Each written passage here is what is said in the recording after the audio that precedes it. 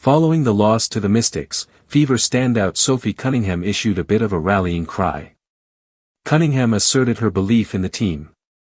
"Yeah, I just think that we've had some hard injuries this year. We've had some different lineups and roster spots. And to be frank, I don't think that anyone else around the league thinks that we can do it anymore," she said post-game. "But I think that our group does. And I think that we just have to get that confidence back. When we're clicking, offensively, defensively, we're scary. And not a lot of teams can beat us, even with the roster that we have right now," Cunningham added. That as she maintained the squad needs to rediscover a dog mentality. "It's a nice sentiment, but it's hard to imagine the undermanned squad can emerge from said struggles without the catalyst that Clark can provide. Clark has been on the bench for so long that it seems some have forgotten what her impact truly is."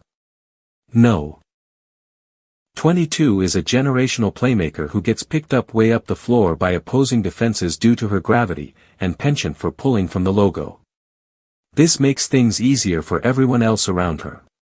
Even as a rookie, Clark was an unprecedented WNBA offensive engine, producing points, between her own buckets and assists, at a rate the league had never seen before.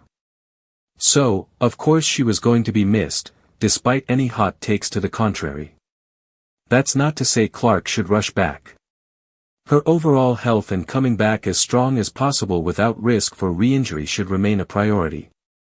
However, it does appear that a return timeline is coming into focus.